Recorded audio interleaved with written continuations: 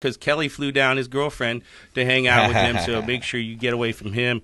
And I wanted to tell you this really cool story that I actually heard a long while ago on the internet, and I think this is something that everyone should hear. It's so powerful. Have you ever heard of the story of the bystander effect story? Yeah, vaguely, yeah. So I don't know who the girl was. I can't remember her name, or the teacher who performed this story or the lessons, but a young 16-year-old girl went into her biology class, and the class layout was different this time. So she walked in, and there was this whole circle of desks, all in a circle, and there was one desk right in the middle of the desk. The teacher who normally taught there, he was a really nice guy and everything, but this time the teacher comes in, and he's really upset. He's looking at every student, and he yells out to every student, "Sit down, shut up, don't move. If you move, you're going to fail this class. I don't want anyone to move at all."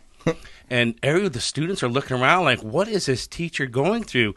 So the kids were scared, and the teacher goes over to the middle of the table, and there's this bowl there full of water, and there's this one goldfish in there, and he grabs the goldfish out, and he holds it in his hand, and he spins around, and he shows all the students his goldfish.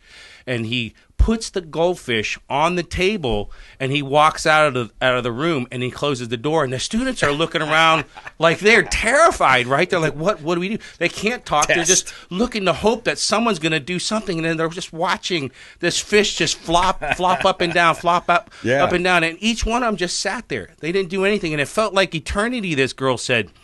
And all she could remember was what the teacher said. Sit down, shut up, don't move, or you're going to fail. That's all she could remember. So she sat there, and it felt like eternity. And after about 2 minutes, the fish is starting to stop flop, right? Yeah. So the student girl, she gets up, and she says, F this. And she goes over, and she grabs the goldfish and puts it right back into the bowl. Yeah. And as soon as she puts the goldfish back in the bowl, all the students, they just felt like, oh my gosh, he's finally done. Sigh, yeah. So the teacher comes back in the room and says, what has the world done to you all? Yeah.